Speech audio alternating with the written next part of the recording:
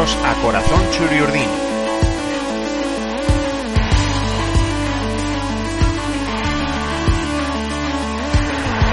El podcast en el que escucharéis historias sobre la historia de la Real Sociedad.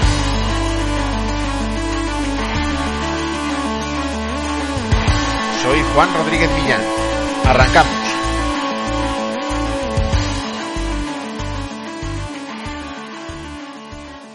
El 14 de septiembre de 1989 pasó a la historia de la Real por ser el día en el que llegó a San Sebastián John Aldridge, el primer jugador extranjero de la era moderna del club. Pero aquel mismo jueves fue importante porque el equipo Churiurdin disputó un partido que no tendría que haberse disputado. Uno que supuso la repetición de uno anterior, impugnado por una alineación indebida y que salvó al equipo entrenado por Marco Antonio Boronat de un serio aprieto en la Copa. Para entender lo sucedido hay que retroceder unos días más en el tiempo. El miércoles 6 de septiembre arrancó la Copa del Rey. A la Real le tocó en suerte el Burgos, y aquel día los muchachos de Boronat acudieron al plantío con la intención de evitar sustos y dejar encarrilada la eliminatoria. A pesar de que la Liga había empezado con derrota en San Mamés ante el Athletic por 1-0, había confianza en que no hubiera problemas en la Copa ante un Segunda División que, eso sí, había hecho una fuerte inversión para lograr el ascenso a Primera.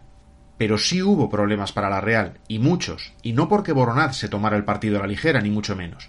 El técnico realista tenía un buen informe sobre su rival realizado por el ayudante de Perico Alonso en el Sanse, Alcorta, que incluso se desplazó con el equipo a Burgos, y además puso sobre el césped un once de lo más reconocible, formado por González en la portería, una defensa con Gajate, Gorriz, Alaba, Bengoechea y Larrañaga, con Lumbreras, Menchaca, Mújica y Goicoechea en el centro del campo y Fuentes como delantero.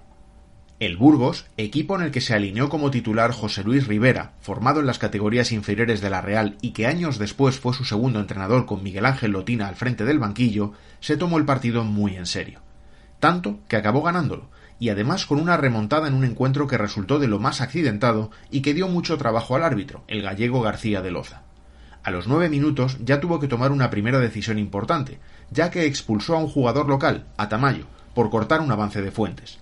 Era su segunda tarjeta amarilla y se fue a la calle. Y casi pareció poco, porque Fuentes tuvo que dejar el partido lesionado y su puesto lo ocupó Igoa. Todo parecía de cara para la Real, y más cuando en el minuto 28 el propio Igoa interceptó una cesión de Portela a su portero, Bastón, para marcar a placer el 0-1. Solo la igualdad numérica podía devolver al Burgos al partido, y así fue. En solo 2 minutos y poco antes del descanso, Menchaca vio 2 tarjetas amarillas y dejó a su equipo también con 10 jugadores. El Burgos, espoleado por los 9.000 espectadores que acudieron al plantío, se creyó la machada y la logró.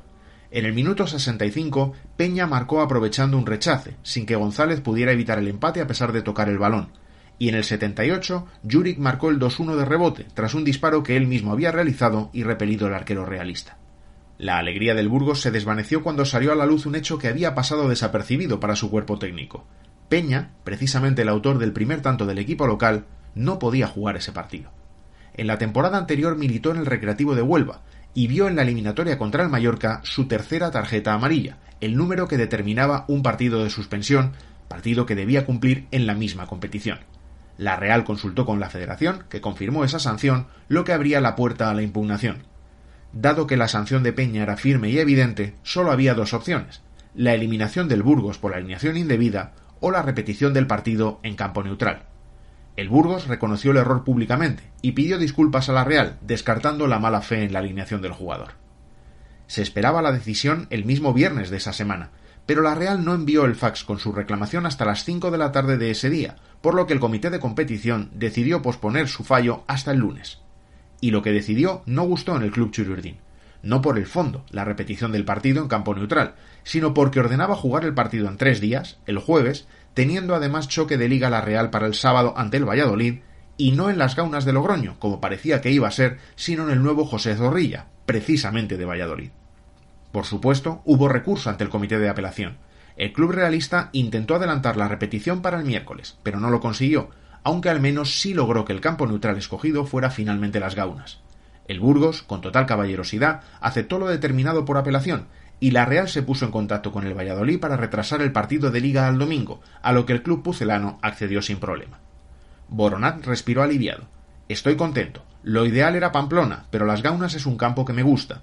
Además, jugar jueves y domingo no supone ningún problema, dijo el técnico realista. El jueves 14 de septiembre, pocas horas después de que Aldrich aterrizara en Donostia, la Real afrontó efectivamente ese primer partido de Copa que en realidad no era su debut en la competición. Alaba y Lumbreras eran baja para esta repetición y Boronat decidió suplirles con Aguirre y Uría, y dio entrada también a Villabona en lugar de Menchaca, que sí pudo jugar en la segunda mitad a pesar de que el comité, en la resolución en la que ordenaba repetir el partido de ida, no había anulado directamente las amonestaciones y las expulsiones de aquel primer día. La repetición tuvo poco que ver con el partido anulado. En esta ocasión la Real sí jugó con más convicción que el Burgos y dio una imagen distinta. Conocíamos al rival y esto nos ayudó mucho para que el encuentro fuese distinto, enmendamos los errores pasados y controlamos el centro del campo para que todo el mundo trabajara en defensa y se repartiera la tarea, dijo Boronat tras el encuentro. Fueron 90 minutos muy bien controlados por la Real y con ocasiones en aumento con el paso de los minutos para el equipo chilurdín. El único gol del partido, de hecho, no llegó hasta el minuto 80. Lasa fue su autor, aprovechando un error de Gastón. Pudo empatar el Burgos apenas 2 minutos después, al forzar Llabrés un penalti de Aguirre, pero González salvó los muebles parando ese disparo en la única ocasión del rival. Con el 0-1 de la ida, el partido de vuelta en Atocha parecía un mero trámite, pero el Burgos se empeñó en que esta eliminatoria estuviera llena de sobresaltos y no anduvo lejos de dar la sorpresa.